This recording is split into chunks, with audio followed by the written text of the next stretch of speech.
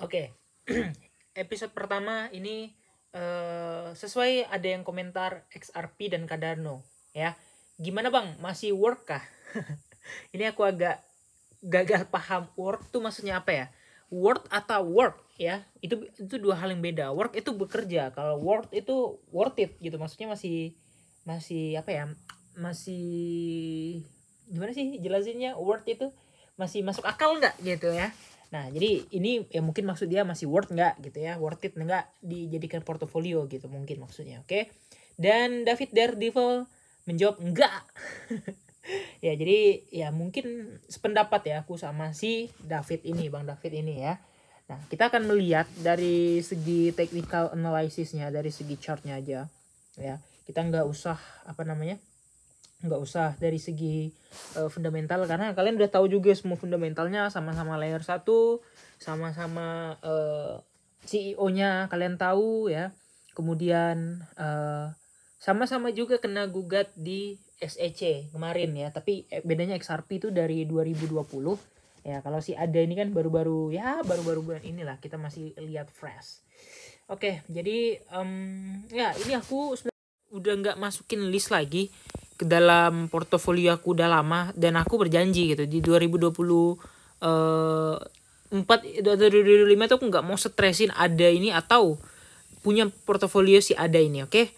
Nah, jadi kita akan lihat dari time frame 4 jam dulu. Nah, sebenarnya 4 jam ini kan ada major supportnya. Nah, ini major support, kenapa dibilang major support bang? Karena itu adalah support terakhir yang keras sebelum dia sempat memantul tinggi ya. Kita sebut sebagai major support. Kenapa? Karena waktu itu dari sempat di situ dia sempat memantul sekian jauh. Oke, kita gambar di sini. Dan sekarang untuk time frame kecilnya di 4 jamnya kita lihat di sini si ada ini dia masuk ke major supportnya tersebut, guys ya. Nah, jadi kalau misalnya dia down lagi nih, misalnya dia down lagi dari area tersebut ya, karena kemarin sempat kena bad news juga ya. Hari ini ya sebenarnya tanggal 16 ini dia kena bad news sama si BlackRock karena mau di convert. Ya bisa aja dia turun ke 6% lagi. Tapi ingat, dia masih punya wick yang panjang.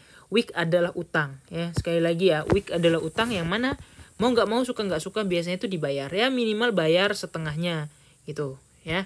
Minimal dia ngebayar setengah utangnya. Ya, tapi kalau mau bayar full juga sebenarnya nggak masalah.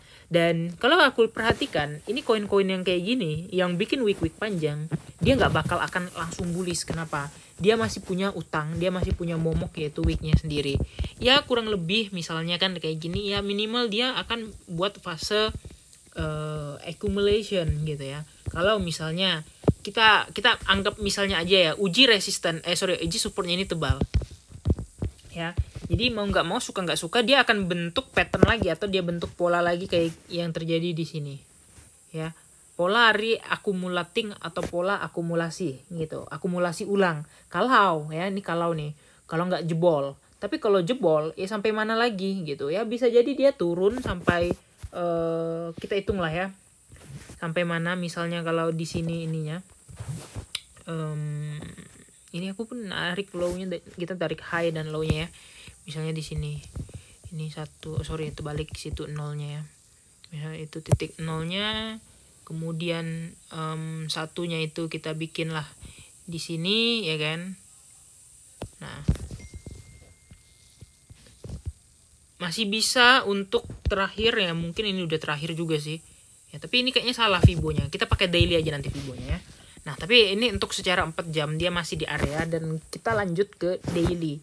Nah, kalau di daily ini kelihatan ya, di situ adalah kemarin fase akumulasinya, dan ini sebenarnya kemarin ada harapan sebenarnya mau breakout, tapi jelas banget di situ polanya HNS untuk dailynya, head and shoulders, kalian bisa lihat ini untuk ada ya.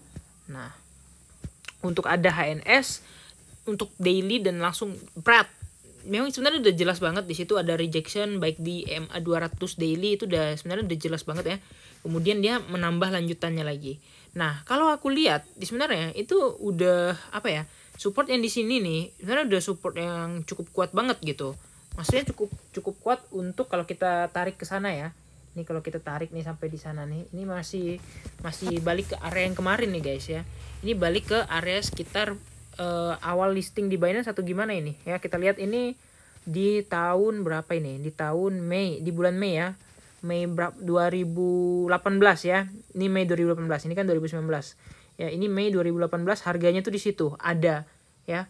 Persis dengan harga yang waktu itu. Ya, 2018 itu waktu itu bull run sebenarnya. Enggak juga bull run sih. Ini mungkin udah pernah naik kemudian turun lagi ya. Kalau kita lihat 2018 itu adalah bearish year harusnya, ya benar banget bearish year, dan dia sempat akumulasi. Nah di 2019 dia bikin fase yang kurang lebih mirip, kemudian dia fase turun lagi sebelum akhirnya naik pada saat bull run. Ya sebenarnya panjang juga perjalanan si altcoin itu guys, kalau kalian perhatikan lah ya. Nah tapi yang jelas adalah apakah koin ini akan kembali ATH atau enggak? Kalau menurut aku mungkin agak sedikit sulit gitu ya. Kalau misalnya dia nggak punya gebrakan terbaru. Di 2020 kemarin, 2021 kenapa ATH? Ya karena waktu itu rilis roadmap terbaru ya. Aku lupa apa waktu itu, karena pakai nama-nama ini, nama-nama apa namanya, nama-nama ilmuwan gitu. Aku lupa masa siapa waktu itu ya. Dan ya ada tembus ke $2 sekian. Tapi kalau menurut aku sih untuk supply semicin ini agak ngeri-ngeri sedap gitu ya. Dan kenapa maksudnya untuk punya ada atau enggak, worth it atau enggak, kalau menurut aku ya bebas sebenarnya. Kalau menurut aku sih aku nggak beli gitu. Tapi kalau kalian mau beli sebenarnya nggak ada yang nggak worth it kalau kalian beli untuk long term gitu maksudnya. Jadi apalagi koin besar ya, di bull run itu pasti tergoreng. Yang cuman menjadi permasalahannya adalah bisa ATH atau enggak, atau minimal bisa nutup enggak, sekalian sangkutnya tuh di mana kayak gitu ya. Nah itu untuk ada ya, mungkin ya prediksi aku sih mungkin bisa ke 0,22 lagi gitu. Oke, kita lanjut XRP. Kalau untuk XRP mungkin aku sedikit no comment ya. Kenapa no comment? Ya karena dia udah lumayan cakep sebenarnya gitu ya.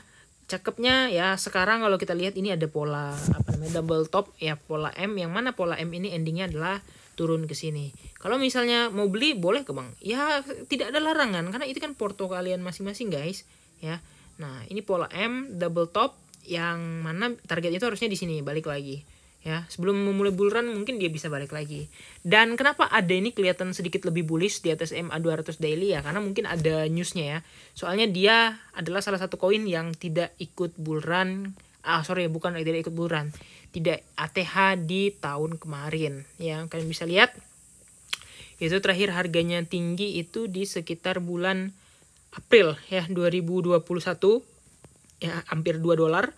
All time high-nya kalau nggak salah itu di sekitar 4 atau $3 lebih di 2018 ya, dan dia tidak merayakan all time high gitu. Jadi teman-teman aku ada yang sangkut dari 2018 sampai 2021 kemarin nggak kejemput guys. Jadi apakah di tahun 2022 ini 2025 nanti bisa kejemput? Bisa aja, dengan catatan satu, kasusnya udah selesai. Karena XRP Army kalau kalian lihat itu solid banget dan pendukungnya banyak banget, holdernya juga strong hand semua gitu. Jadi kalau misalnya dari model kayak gitu, ya mungkin ada sedikit harapan meskipun nggak semua ya. Contohnya holder banyak Shiba, harganya gitu-gitu aja gitu ya. Nanti aku juga sekalian bahas Shiba, oke? Kira-kira itu aja dulu. Jangan lupa untuk like dan subscribe. See you next video. Bye bye.